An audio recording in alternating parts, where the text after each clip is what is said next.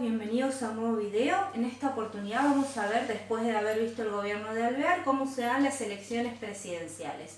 Para 1928 se convoca elecciones presidenciales, por lo que se toman en cuenta a los antipersonalistas y los personalistas dentro de la Unión Cívica Radical para postularse. Ambos bandos deciden postularse con sus candidatos, por supuesto. Los personalistas apuestan por Irigoyen y los antipersonalistas apuestan por otro grupo disidente que no tenía que ver con Alvear.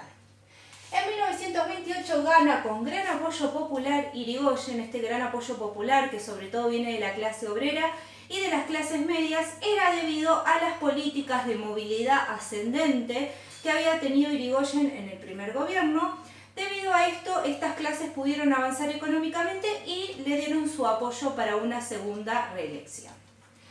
Sobre todo, la campaña de Irigoyen se basaba en la industria del petróleo, empezar a desarrollar muchísimo más YPF, y también sobre la ya llamada movilidad ascendente y las intervenciones federales que lo caracterizaban.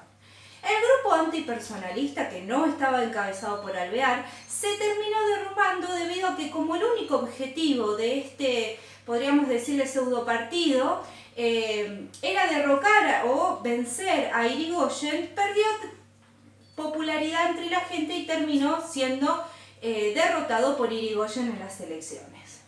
Entonces, este frente único, ¿sí?, y los grupos de derecha, que eran los principales opositores de Irigoyen, terminaron perdiendo las elecciones.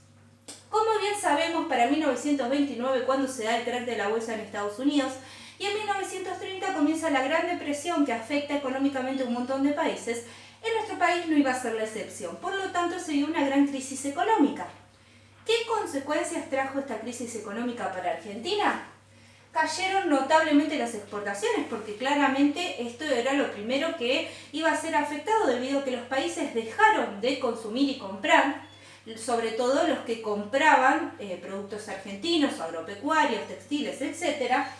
Una devaluación notable de nuestra moneda debido a esta crisis económica, grandes porcentajes de desocupación, porque la gran mayoría de las empresas en este momento se dedicaba a la actividad de la exportación, y bajas salariales muy importantes. Para no despedir, se les bajaba el sueldo, por lo tanto bajaba la calidad de vida de esos obreros.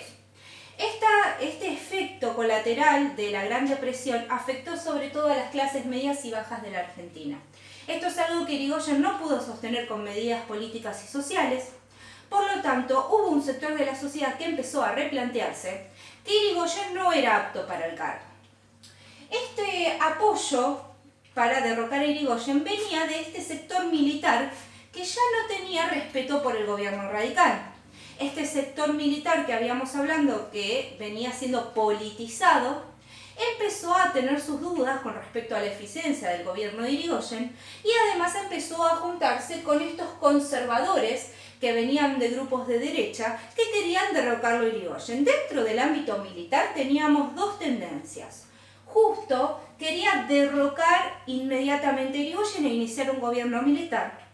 Y Uriburu quería de alguna manera rever la Constitución, como derogarla en algunas partes para hacer una fachada legal al golpe militar que le estaban por hacer a Irigoyen. Por lo tanto, dentro de estas dos tendencias termina ganando Uriburu, que es finalmente el que concreta el golpe de Estado de Irigoyen. Fíjense que Irigoyen no llegó a gobernar más de 2 años. Es un periodo muy corto hasta que le hacen el golpe de Estado.